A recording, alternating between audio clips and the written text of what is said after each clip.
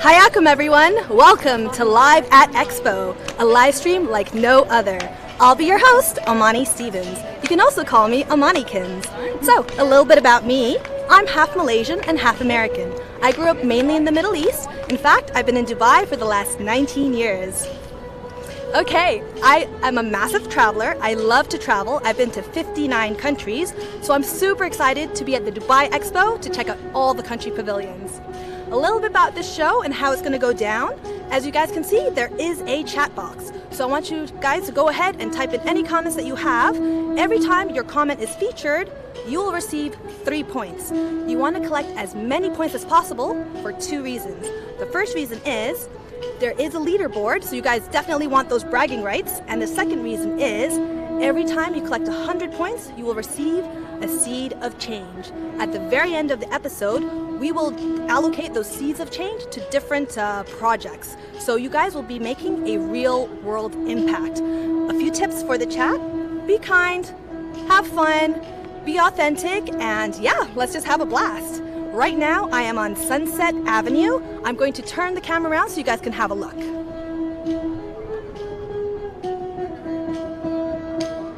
Okay, so we are on episode 2, which is called When Opportunity Knocks.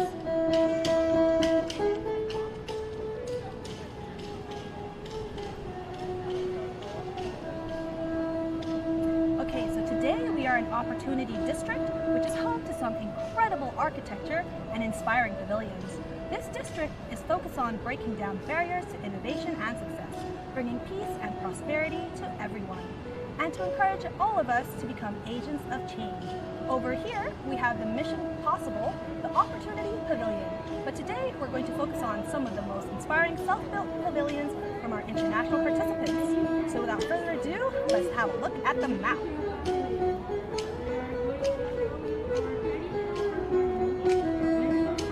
Okay, so on the map, we have 3 different districts. We have opportunity, mobility, and sustainability.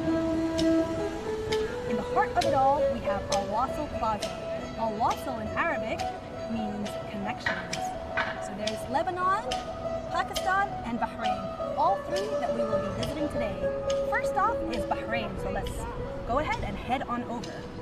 So, I've told you guys a little bit about me. I'd love to hear from you guys. Where are you guys tuning in from?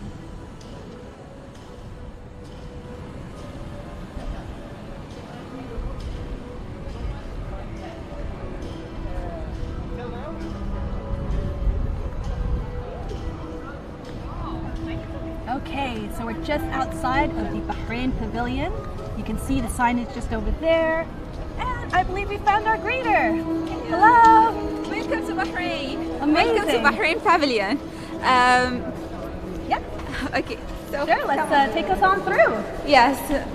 So guys, if you have any questions for the greeter, please make sure to type it in the chat. Okay. So our theme in Bahrain is about density. As Bahrain is the 6th top densest country in the world. Wow.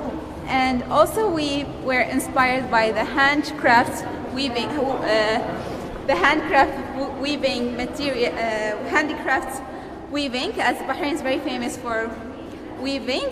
And we made the theme as density weaves opportunities. Yes. And now you will be surprised once you go inside to understand more about the concept. Okay, amazing. I'm excited for a first look at the pavilion. Oh wow, this is absolutely gorgeous. Stunning. Yeah, so tell us more. Yeah, so as you can see, the pillars represent the groups of people in Bahrain, and they are weaved together, creating new opportunities. And here we have the sea theme this month and the upcoming month. It shows that how they used to dive for the pearls in the past. Where in Danat you can find about the current present. Oh, we have a very cool comment. Where are we really? It says cool tunnel.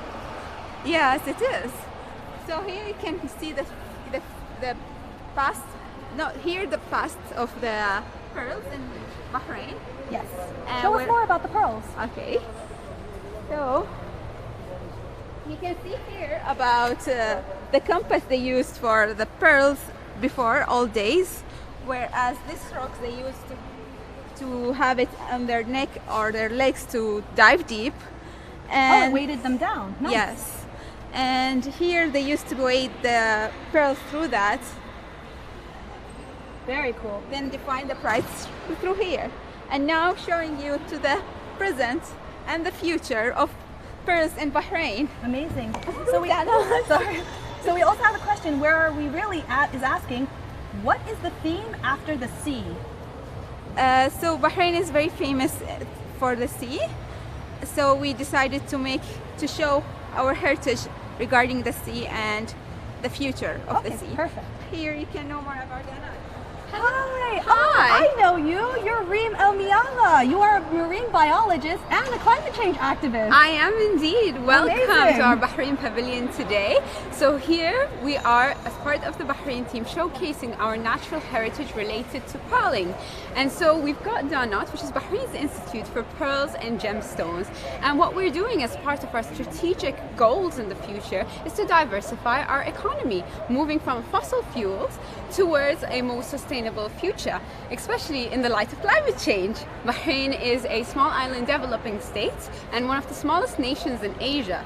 And so it's crucial for us to address climate change, because if we don't, with sea level rise and our ecosystems deteriorating because of rising temperatures, ocean acidification, and many other things, we are at risk of having the entire island underwater, displacing everybody on the island. So at Danat, one of the ways that we are diversifying our economy is by basically reviving the pearling trade. Oh, Rana Ismail says, oh, hi, Reem. Do you know her?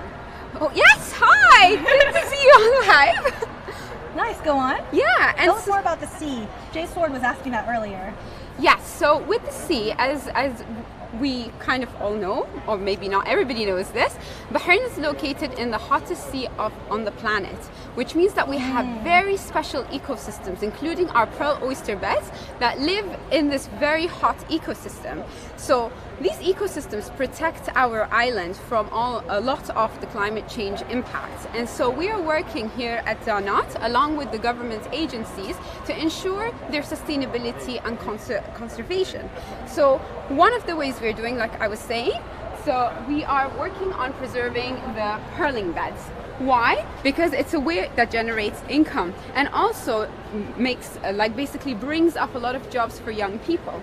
So we test pearls, and one of the ways we do it, we have a little mini lab over here. We've got an X-ray. Thank you. Oh yes, Jess Contour is saying, that's amazing. Tell us more about the pearls. Will they enter the trade market?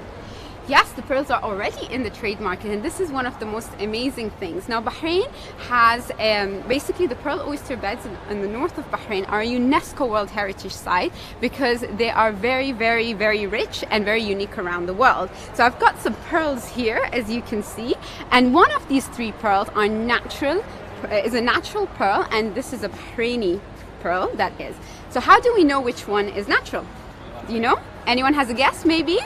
Do you guys know? And which one is so there's one real? Only one natural and the other two are cultured. Can you guys guess? Can anyone guess? We have a question from J Wordfish. How many degrees is the sea? Excellent question. So our seas, basically the temperature goes up to 36, 37 degrees. Now think about it, in areas where coral reefs exist, which includes here, most of the coral reefs, like in places like Indonesia, Seychelles, Maldives, they can only tolerate up to 32 degrees, whereas our seas, our corals and oysters can actually tolerate up to 36 degrees. Now that's hot. So why does it makes it even more unique, basically? But going back to our pearls here, the way we can test these to tell you if they're natural or cultured, we put them through this X-ray machine, very similar to the ones that we go to the hospital with, okay? Because pearls are exactly like us. They are made out of calcium carbonate, or at least their structure, whereas our bones have got calcium, as you all know. So over here, you can see these three pearls. So the way we know a natural pearl, differentiate a natural pearl from a cultured one, is, can you see the growth rings here? These growth rings are of a natural pearl that has grown in nature, exactly like a tree. So the tree rings, so that's how you can differentiate it. Whereas a cultured pearl, basically you have two types. You have a beaded and a non-beaded, so that's empty in the middle. So then we know it's cultured. And what's even cooler is we can tell you, if you come along with me. Just Contour is saying, oh, we're all pearl dust. Very We true. are pearl dust, exactly, and this is why climate change is actually threatening us, because with oceans becoming more acidic, pearls won't be able to form. Imagine your bones and basically soaking it in acid. What's going to happen to your bones? It's going to disappear and it's going to dissolve, and that's what's going to happen to pearls and pearl oysters in the future. So if we don't take care, of course. We have a question from Jeff Czar. Can you measure age with the rings? Not all the time, because what's interesting is the myth that we all know is that a pearl is formed because of sand entering an oyster, but that's just a myth. Reality is pearls are formed because of an infection, so the oyster is sick. That's why when life gets tough, be a pearl oyster and create a pearl. That's the most amazing part. So what happens is the oyster looks at the infection. What it does is it starts basically creating a capsule. Carolina Estella is asking, how can we help lower the risk of climate change? Lower your emissions, your carbon emissions. It's one of the biggest drivers of climate change. And if we all start contributing to lowering our personal emissions, then it will really help the entire world and the ecosystems. Nice, very Yeah. cool. And going back to the last point I would like to share with everybody is over here we've got again two of our little natural pearl here, and these are cultured because we knew that from the x-ray over there. So we come to the next step. We can even tell you whether the pearl is from a saltwater source or a freshwater, so the sea or a river, for example. So we put it through this machine, which is fluorescent, x-ray fluorescence machine, and boom, look what happens. You get the fluorescent here that is emitted from the pearl, and so now we know that this is a freshwater pearl and this is a saltwater pearl, because freshwater has more manganese than the saltwater, and that's how we can tell. I did not know that. Wow. Yeah. Any questions? Yes, we have one from A. Zucker. So which one is natural? So this tiny little one over here is a natural pearl. So if we actually get a natural pearl that's this size, it will cost a lot of money. This person would be a very rich person very soon. So this is definitely a cultured pearl. So the little tiny one is the natural pearl, and the colors are all influenced by the water quality around the oysters and the areas and what species created this pearl. Oh, A. Zucker said that they knew it. They knew it was that one. Well done, you. Yeah. Although you should have said that earlier. Jess Contour is asking, oh, so which has more value, the natural or cultured? Definitely natural. Bahrain is one of the only countries in the world that prohibits the trade, or like you can't sell or buy cultured pearls in the country, which makes the natural pearls so unique. And in the light of climate change, we might not have natural pearls in the future, so start investing, buy your natural pearls before they disappear. Nice. Carolina Estella says, oh, I didn't know that pearls can be in salt and fresh water. Yes, they can, and that's the most amazing thing about diversity. The world is filled with surprises. Amazing. Great, thank you so much for visiting. Thank you so much for your hospitality and telling us all of that. I'll continue going around the pavilion Brilliant, and having you. a look. Thank you so much, Rian. Okay guys, let's continue walking around and having a look at this gorgeous structure. Here we have the weaving tools, which our greeter mentioned that it's very important to their culture.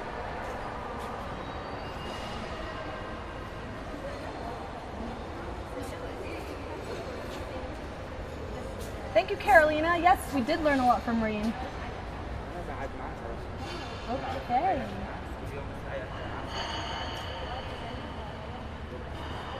Let's have a look over there.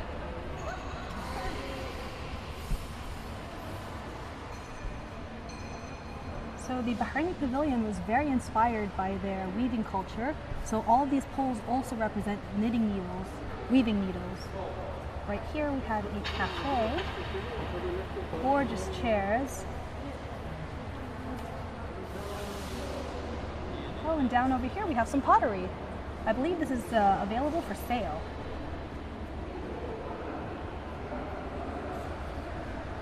Do you guys see anything you like? Let me know in the comments.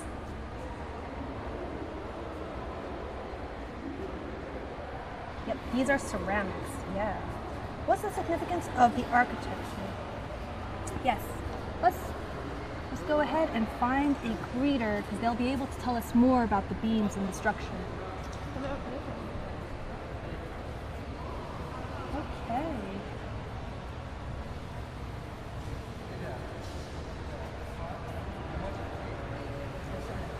Hi, sir.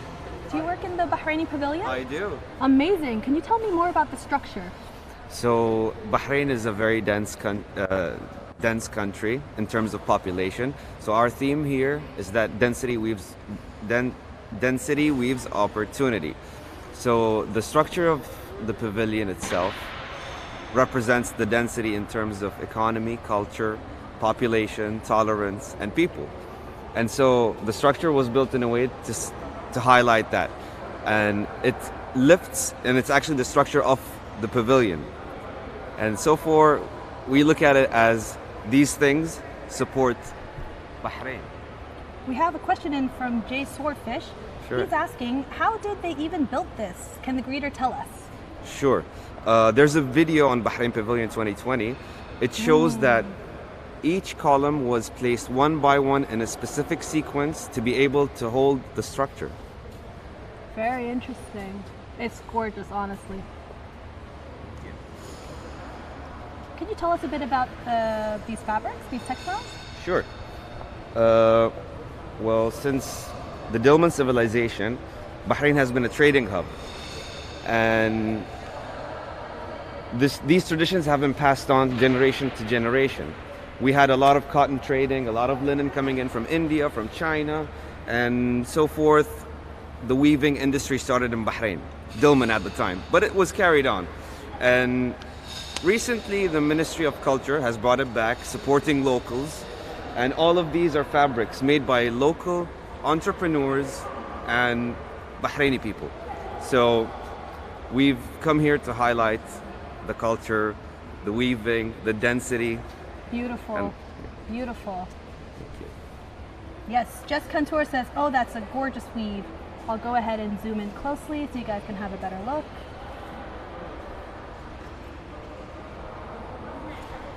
This one looks super interesting.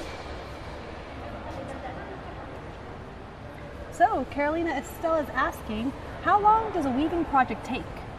Depends on the project, but most projects, in terms of this, it would take about a week or two perhaps, depending on the artist, obviously. So, yeah.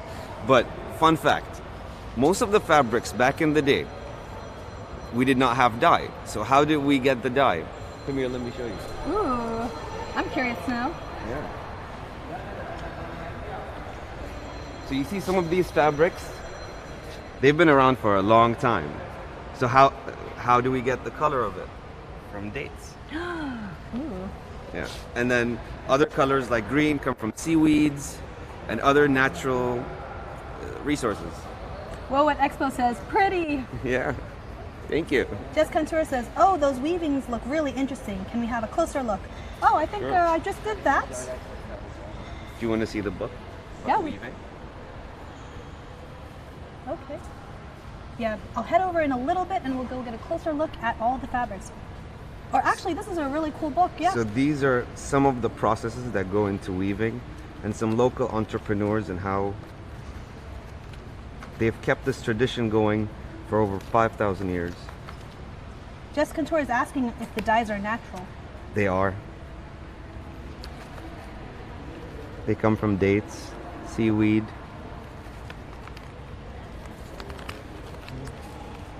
Beautiful.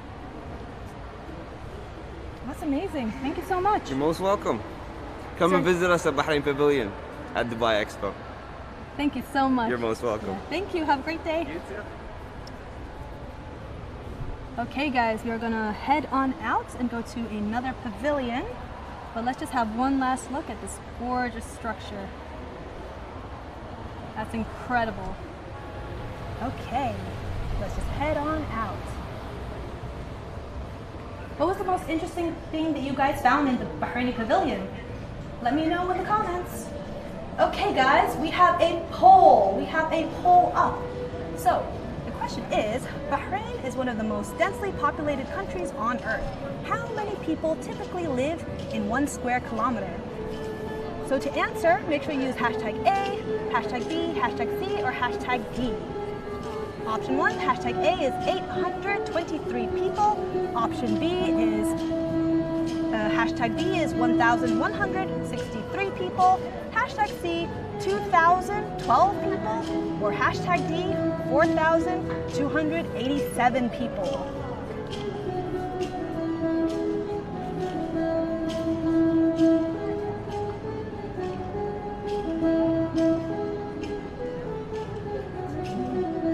Ten more seconds for the poll. Quickly get your answers in. Remember, you're gonna get points.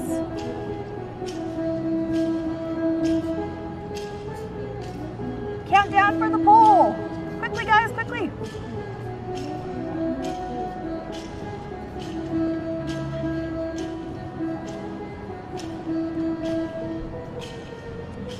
Okay, guys, the poll is now closed, and the answer was hashtag C. So well done, whoever got that correct. You now receive extra points. Okay, we are back on Sunset Avenue, and we have all 3 pavilions in front of us. Bahrain, and we have Pakistan, and we have Lebanon. Oh my goodness, guys, we've just unlocked a badge. We have unlocked the Bahrain country badge. That means that everyone in the chat, every single person receives 100 points. Well done, guys, well done. Go ahead and turn it back around.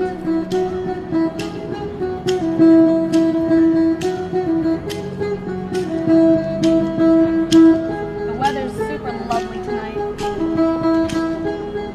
Ooh, and we have the band just up ahead. Let's go get a closer look.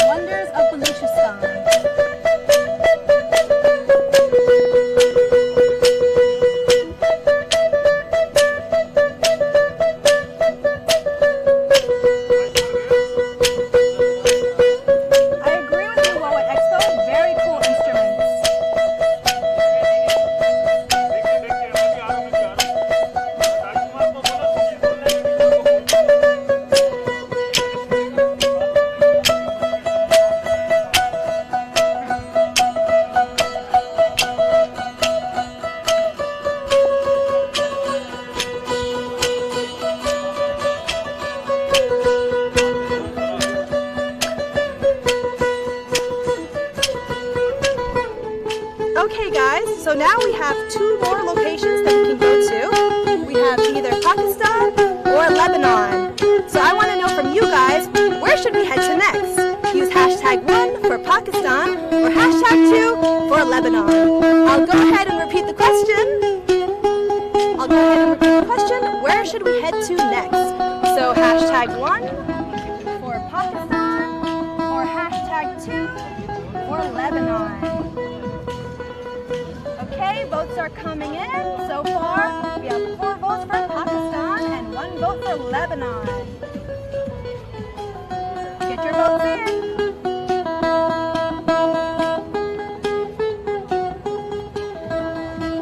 Lebanon, Pakistan. It's quite close. We have 4 votes for Pakistan and 3 votes for Lebanon. Almost a tie even. Poll's still going, so make sure you vote. Get your votes in, guys.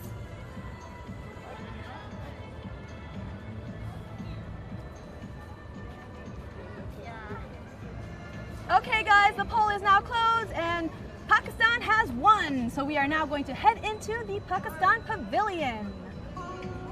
We'll see you soon, Lebanon.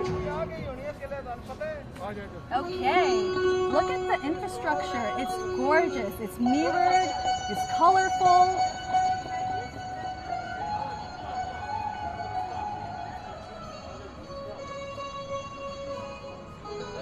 Absolutely beautiful. I'll go here just to have a closer look so you guys can see the mirrors. And let's go ahead and head on inside. I spotted the entrance. Whoa, Expo says sweet, and I agree with you. Okay. Hi, Samir. How are you doing? I'm very good. Welcome to Pakistan Pavilion. Thank you, thank you. Go ahead, tell us all about the Pakistan Pavilion. Absolutely. Let me walk you through this amazing journey of Pakistan Pavilion, which is divided into 8 different spaces. This is space 1, which is called the Dawn of Civilization. Basically, it tells us where exactly we started from years and years ago, starting with the Indus Valley civilization to Mohenjo-daro, Harappa. So this is space 1, showcasing all the timeline of our history. I'll go ahead and just pan so they can see. Very cool. Different empires. This is Mughal Empire from 1526 to 1857, and this is actually the pottery that was found from mud and clay at that time, depicting what kind of animals were found years and years and thousands of years ago. So it's basically a replica of what was found at that time. So we just kept it here from Indus Valley civilization. Very pretty. Are those toys? They look like toys. Absolutely, yes. Little toys, I think, maybe for kids to play, and this is jewelry as well for females. Beautiful necklace. Yeah. Now, space 2, this is Sheesh Mahal corridor, which is also called the Pathway of Mirrors, inspired by the Mughal era, as Mughals have a very, very important role in our civilization and history for more than 300 to 400 years. So this is work beautifully done by our curator. So just walk through it and grasp this sentences. You will feel that you're walking into a fort. This beautiful, this was the old installation actually from there, and this is like the digital the Sheesh Mahal or the corridor. So we just walk through. Absolutely stunning. Oh, thanks. So Carolina Estella was asking us what those toys are made out of. Mud and clay. Mud and clay. Mud and clay, thousands of years ago. Now we're entering into space 3, which is our haven of natural wonders. So this area is to showcase how beautiful Pakistan is and how much potential we have in tourism. So Pakistan is beautiful from north to south, and there are many, many places to see and visit as tourists. On these big giant screens, you'll see all those places. Like this is the Princess of Hope.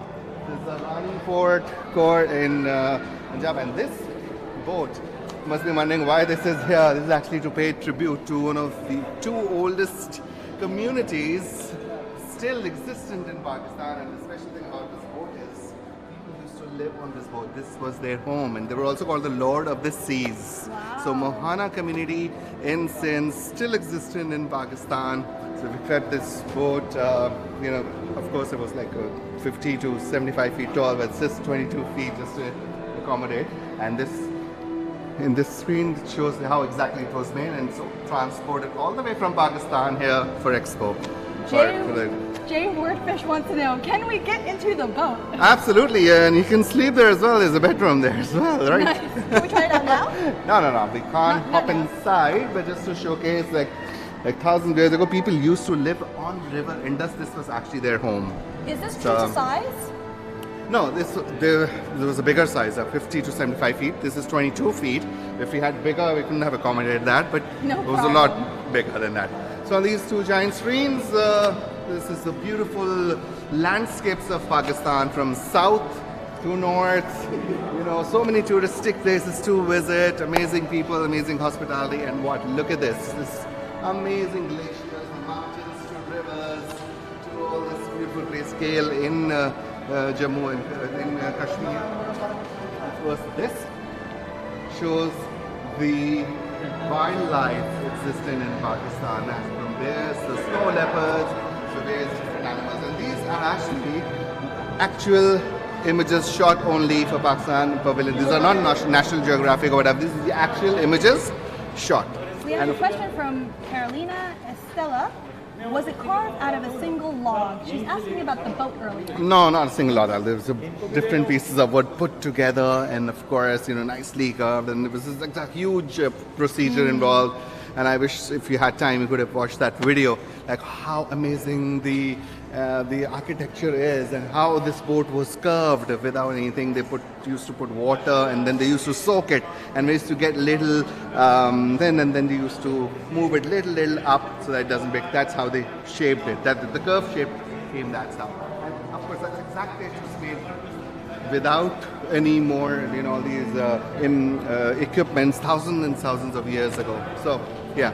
And these is, again, there's two communities that I was talking about. This is Mohana, and this is Kalasha community living in up north. And this is still existent. And this is a hat worn by a female who's married, and this is the one who is not married. This is pattu cloth taken from the herds, and then they wear it because it's very, very cold up north, and they make hats out of it. Yeah. Jess Contour is asking us, what are the most popular tourist activities in Pakistan? Tourist activities, if you are into mountaineering, if you love mountains, we have got one of the highest peaks mountains from K2, which is the second highest, from Nanga Parbat, and we've got beautiful rivers, and we've got forests as well. We've got nice big desert in Sindh and in Balochistan. We've got street food as well, if you want street food tourism as well. So there's many, many different places to explore.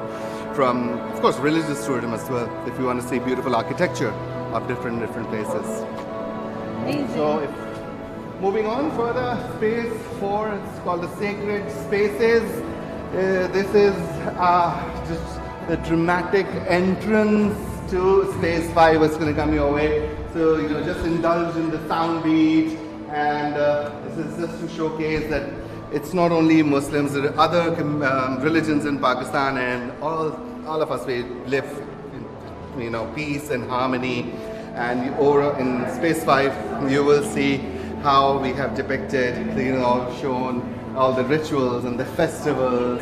And basically it's to show that we're all one, we stand united, everyone has an equal place in Pakistan, be it whatever religion.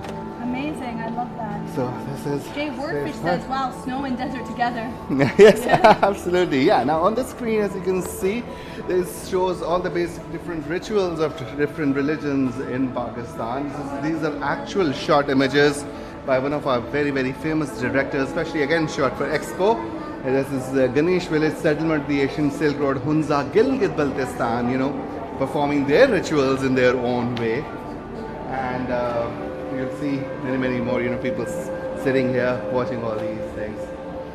And if we move forward, this is kind of, we call it a jali. We have lots of shrines in Pakistan.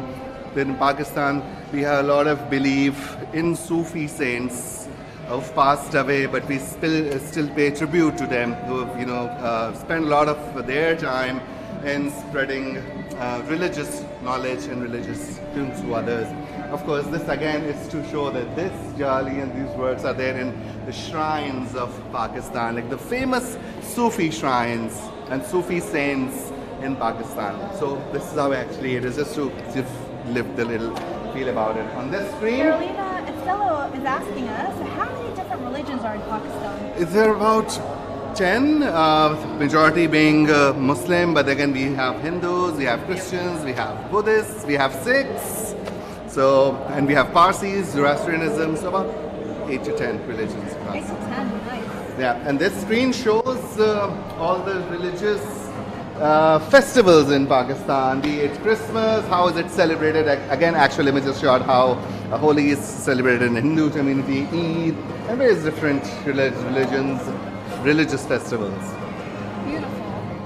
And of course this is to show the different architecture of the religious, be it mosques, mandirs, or church, or monasteries, this beautiful architecture which is there in Pakistan for Bahrain. Now from here, we walk through the pathway bridge all the way to Space 6. Thank you. Space 6 is called the land of opportunity, but this is just a pathway and a nice, for you to be outside. Yeah, and the to weather's see. beautiful. The weather is better now today. Yes, absolutely. So yeah, we're walking into Space 6, as you said. It's a journey of 8 different spaces in Pakistan Pavilion, and now we're entering into Space 6, which is the land of opportunities. So welcome. Now, land of opportunities. Why we call it land of opportunities? Because we have a lot of potential in trade, tourism, commerce, IT industry, even agriculture. You know, we've got about 75% of our population in Pakistan is young. Okay, Yeah. we have a poll. So our poll is asking us, okay, which one of these Pakistan superlatives is not true? Use hashtag A for Pakistan is home to the oldest diamond mine in the world. Hashtag B, nearly 70% of the world's soccer balls are made in one city in Pakistan. Hashtag C, Pakistan has the world's largest canal-based irrigation system. Hashtag D, Pakistan is home to the world's youngest Nobel Peace Prize laureates. Everyone's true except A. Oh, no, don't tell us, don't tell us.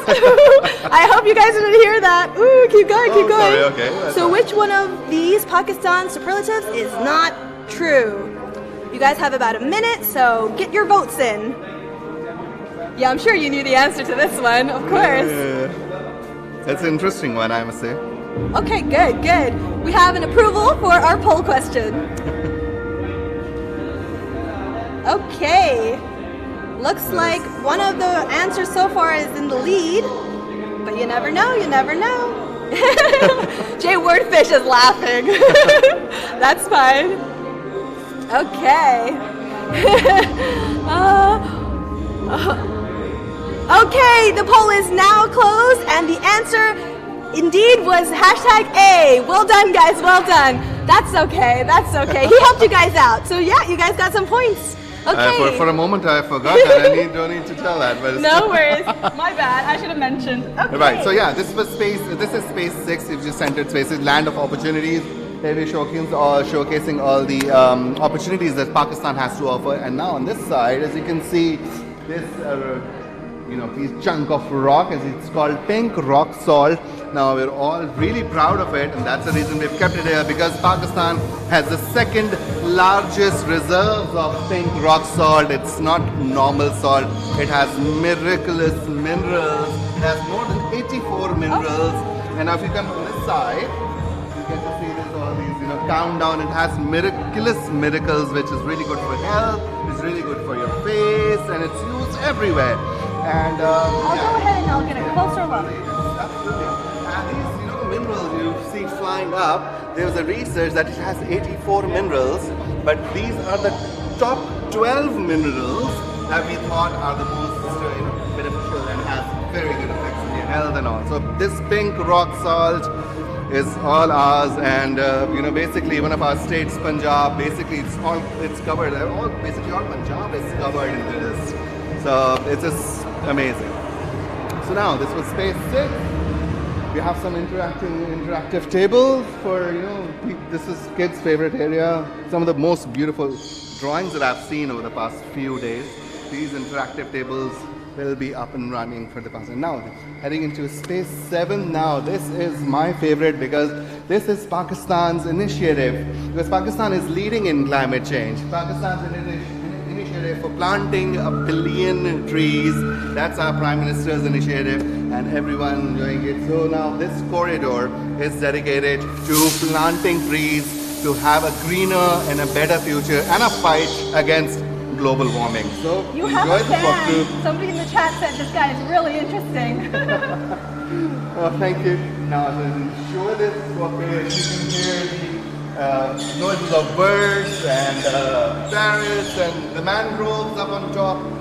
And by the way, Pakistan is one of the only country probably where mangroves population is increasing rather than decreasing. So this is Beautiful. Guys, this is so lovely. The whole atmosphere. It really makes you feel like you're actually in a forest. And on the ground here, there's some simulated water. Very, very cool. This is a beautiful experience. This one's actually his favorite in one of my versions. Yes, Kringley 87, it is. Yes, Jassar, this is so cool. Right, so as we enter our last but not least space 8, this is called the arts and crafts of Pakistan basically. So you move forward and we have our cafe which is called the Dhaba, and the other side we have Bazaar which has a souvenir shop. So do you mind having a quick bite of something? Sure. Be great, so just to see. I never say no to food. Very good. This is what please. Okay. So, Ali, Jamal, our restaurant manager. Hi, And lovely we've to got meet you. something for you, please. Oh, wow. Please have Thank a seat. you. Okay. Jamal, please, do you mind having a seat? Okay, I gotta be a little bit Right, fast, but this let's is- go ahead. Okay, Jamal will explain you what this is. Jamal is a delicacy from Pakistan, so I'll just go ahead and have a quick bite. That's really good. yeah. Mm-hmm, It's really called good. Ras Malai. Ras Malai. Okay. Tell me quite quickly because I do have to. It is a continue. very beautiful dessert from Pakistan, a beautiful combination. Oh, one thing, we just unlocked a cuisine badge. Well done, guys. We've received 100 points. Thank you. Yes, quickly tell us. It's a beautiful dessert from Pakistan, very traditional way of preparation. Essence of saffron and cottage cheese with some sweet milk of full cream. Yes, I tasted all of that. It was So beautiful. nice. Amazing. Yes. Okay, thank you, Jamal. Thank you. It's called the Dhaba. Dhaba means actually street food in. Jay Wordfish Urdu, says that's he it. loves Ras Malai. Oh yeah, So that's do one I. of my It's favorites very as well. tasty. That's one of my Thank favorites you as well. so much for all your hospitality. Thank you so much Absolutely, for pleasure showing us was all around. mine, and yeah, it was a pleasure talking to you and talking to you guys all. Whenever you're here at the Expo, do visit us because we've got lots of hidden treasures for you. Amazing. Thank you so much, Samir. Thank you, thank you. Okay, guys. What did you guys learn? What was your favorite part of the Pakistan Pavilion? Do let me know in the chat. Honestly, the Ras Malai was delicious. I wish I could have eaten a bit more, but all good. Okay, so I'm just exiting the pavilion and I am back on Sunset Avenue.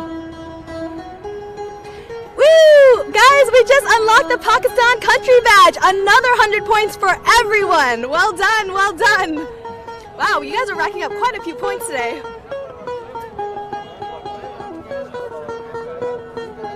Okay.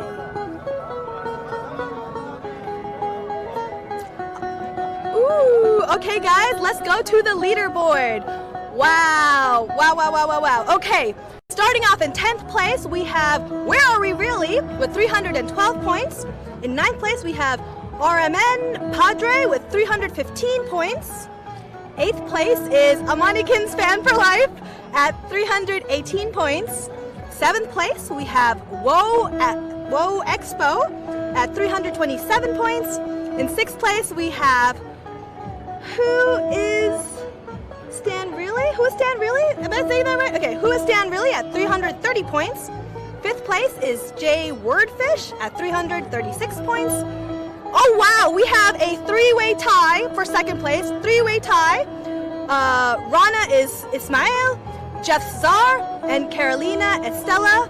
All three of you guys are tied for 2nd place at 345 points. And in the number 1 spot, we have, drum roll. Can I make a drum roll sound?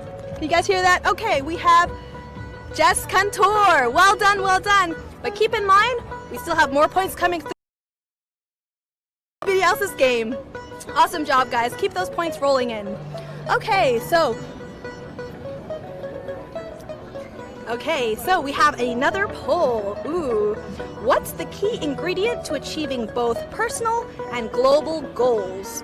Hashtag 1 for creativity, hashtag 2 for opportunity, hashtag 3 for perseverance, or hashtag 4 for positivity. What do you guys think is the key ingredient for achieving both personal and global goals? Get those votes in. Wow, the numbers are jumping up everywhere. Nice, nice. زوارنا الكرام، صحتكم وسلامتكم أولويتنا القصوى لحماية أنفسكم والآخرين. نرجو منكم وضع الكمامات في جميع الأوقات والحفاظ على التباعد الاجتماعي وتعقيم أيديكم. Creativity, opportunity, perseverance, and positivity. Honestly, when it comes to questions like this, all of the answers are super good. Okay, keep going, keep getting your votes in. Right now, opportunity is leading. What a coincidence, we are in the opportunity district. Okay, the poll is now complete and opportunity has won. So you guys voted for opportunity. And like I said, we are in the opportunity district. Okay, so I'm just outside the Lebanese Pavilion. Let's go ahead and flip it around. Benches? Okay guys, just before I go into the Lebanese Pavilion, I do want to talk about the benches here at the Expo. Let me go ahead and show you guys what I'm talking about. So all over the Expo, there are loads of benches. They are written in Arabic calligraphy, and they all have different words.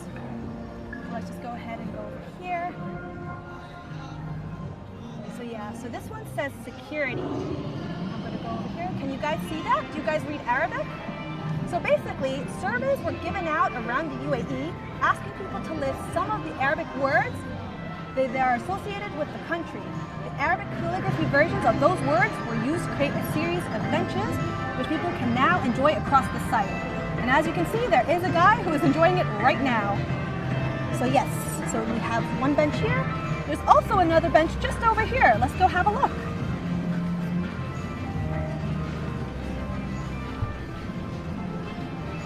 Yep, we have some people sitting down. So these benches, I've seen some with the, yes. Okay, so this calligraphy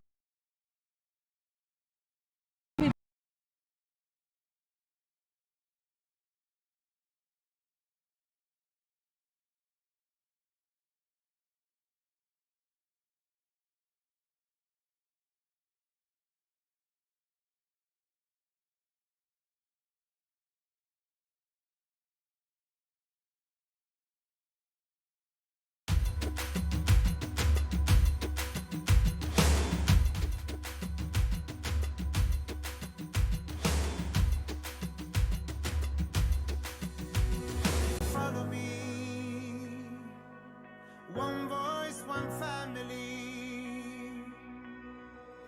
The world as it stands in the palm of our hands, it's our time. Oh, take a seat to the greatest show you'll ever see. We've come so far, but the future is ours to decide what we need. We've got to all come together. Let's join our voice, it's now or never. We are the next generation to strive for a new day. This is our time, this is the moment we have to decide. It's time to stand up and fight.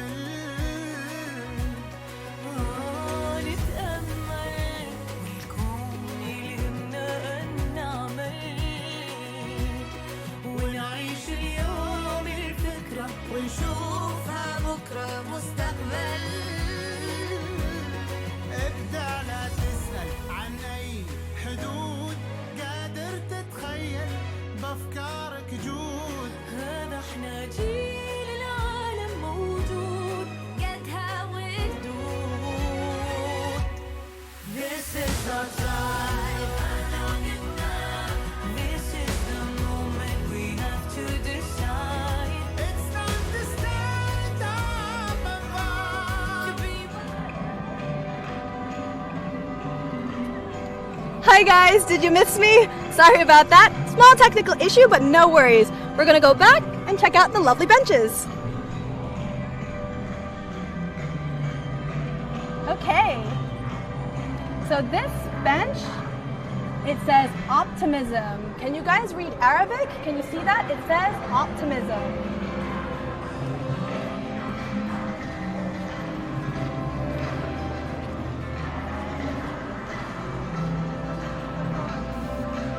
Oh, and we have some people checking out the benches as well. They're very interesting. They're located all over the expo. Ooh, what is happening? Oh no, something's happening. Oh wow, we have a message from Salama.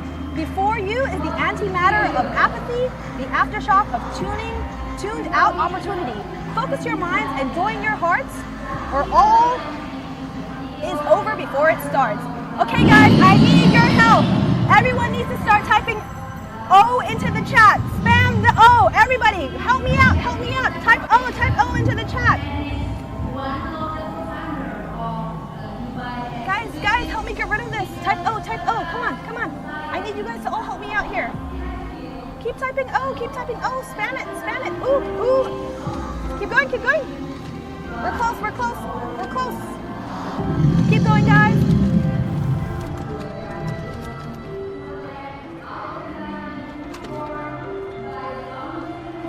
Okay guys, congratulations. You guys got rid of the antimatter. Well done.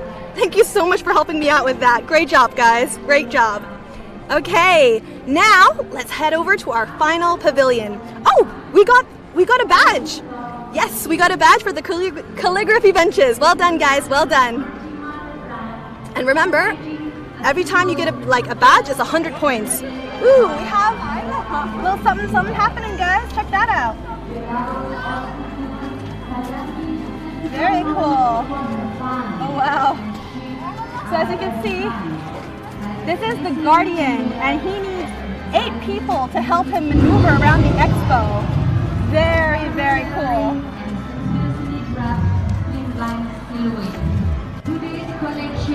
Wow, look at that. At Kringley 87 says, oh nice. Okay guys, time to head over into our last pavilion of the day. So we are now going to go check out the Lebanese Pavilion, and like I mentioned earlier, it's located in the Opportunity District. All 3 of the pavilions that we checked out today are in Opportunity. Let's go see if I can find our greeter. Welcome, Miss Yati. Marhaba. Marhaba, كيفك صبا? أهلا وسهلا. Please come into the Lebanese Pavilion. We're so happy to have you for a tour. We're so happy to have you for a tour at the Lebanese Pavilion, part of Expo 2020 Dubai. Hello guys. Good evening, welcome. Hello, thank you. So we're gonna go into a series of experiences. The first one is my favorite actually. In this area you will get to know Lebanon in a very poppy, loud, immersive way, where you have videos taken from all over Lebanon. You will come to see the faces of Lebanese people, the food, nature, super nice places where tourists go, beaches, businesses, everything that you need to know and know about Lebanon. You can see it in this immersive room of 7 screens that takes you on a quick visual tour about Lebanon. Hello.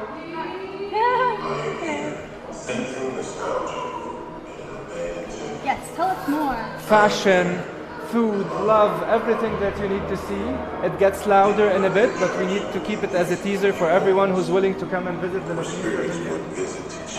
Okay.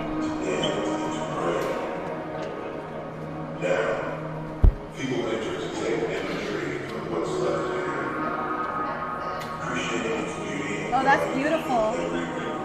This is part of the mountain areas of Lebanon, where we have so many rivers, rich with water, nature, and greenery, and wildlife. Shalalat, waterfalls. Beautiful.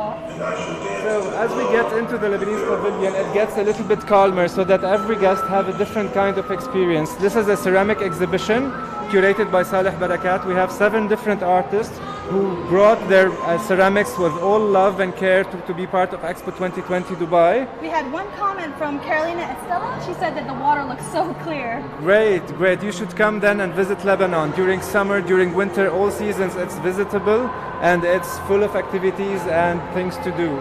So 7 different artists from Lebanon worked very hard to be part of this exhibition that will be rotating and changing every season. Our season is a month and a half or 40 days. This is one of my favorite pieces. It is immersive. Everybody comes and takes many pictures of it. It looks like a rock coming down from Mars. So this exhibition will soon, the second one might be related to electronics, to visual art, to immersive experiences. And then we get into the cinema room. Wow, we thought look at of these bringing swings. on swings to this room just to make the experience a little bit interactive and fun. And we thought only kids would be interested in having this experience. On the contrary, everybody wants to be part of it. Every single body. So in this room you get the chance to see Lebanon while you're swinging, moving around, having fun, and whatever. Have a seat. You should try it yourself. Definitely. Okay, guys, let's see if I can do this with one hand. Here we go.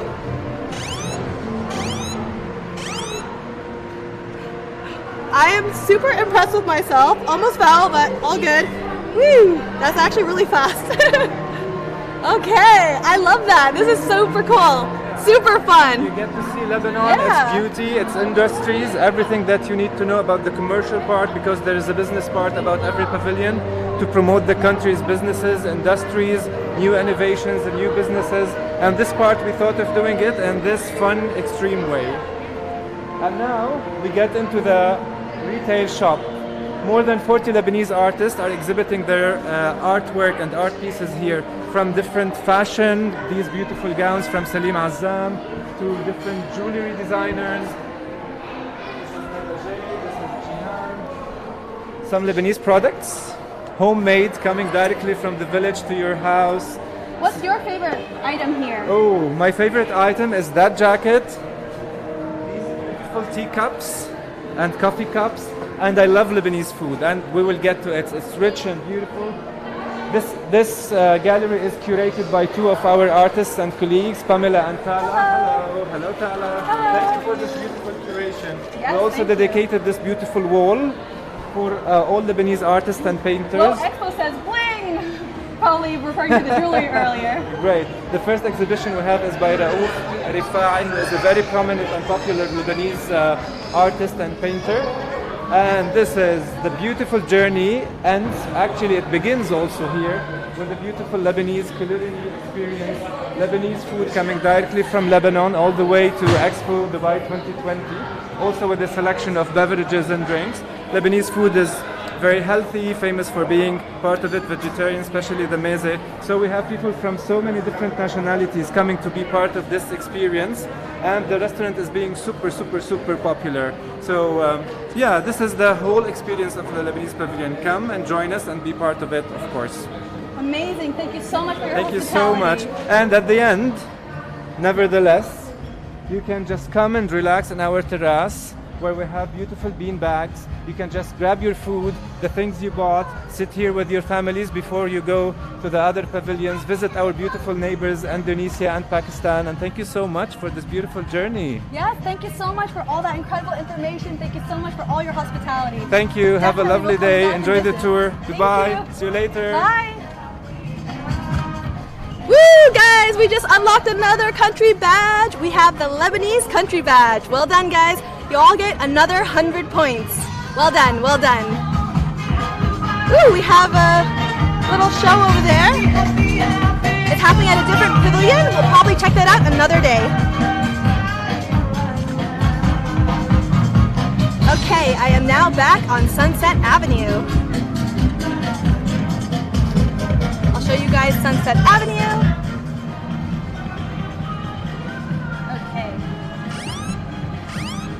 So now we are going to slowly head over to the Opportunity Pavilion.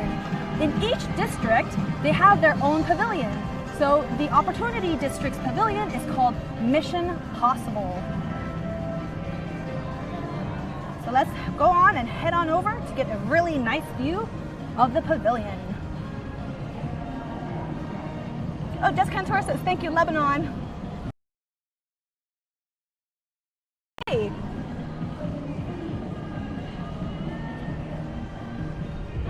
Okay, so we have the leaderboard up. Woo! Let's see. I wonder if the place is swapped. So in 10th place, we have Rabuten. 9th place, we have Where Are We Really at 512 points. 8th place, we have RMN Padre at 515. At 7th place, we have Who Is Stan Really? 530 points.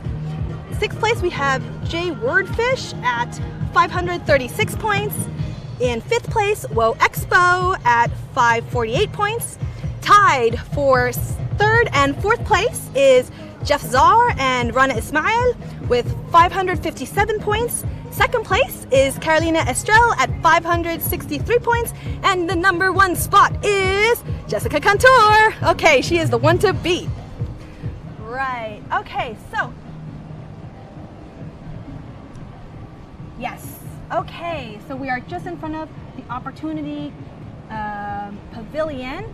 Okay, remember how in the very beginning of the episode I talked about the seeds of change? Now is the time where we are going to collectively decide where to allocate them. So Expo has pledged to give budget to certain projects, and these are the categories. So where should we plant today's seeds of change? Hashtag 1 for clean energy, hashtag 2 for using less, hashtag 3 for green cities, hashtag 4 for healthy planet, hashtag 5 for eating well, hashtag 6 for living together, hashtag 7 for happy people, hashtag 8 for cleaner water. Honestly, there's so many amazing initiatives to pick from, so I'm glad I'm not making this decision and you guys are. So go ahead, get your votes in.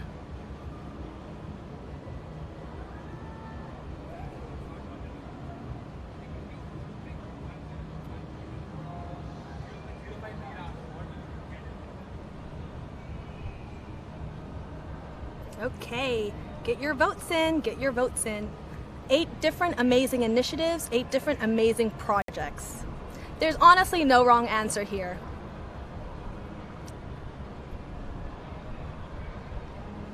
Ooh. Let's look at the Opportunity Pavilion since I'm here while you guys are getting your votes in. So we've got this gorgeous, colorful roof. Mission possible. Let's go ahead and take a walk up the stairs and get a little bit closer. But keep getting your votes in, guys. Woo! And the poll is now complete and clean energy has won. Well done, guys, well done. Okay, guys, so that's it for me. My time is up. I've been your host, Amani Stevens. Make sure to tune in tomorrow, same time, different location, and the episode will be covering island nations. So if you guys like island nations, make sure to tune in tomorrow. By the way, I'll also be hosting it. So yeah, if you guys want to come hang out, then tune in tomorrow. Okay guys, I gotta go now. Bye bye.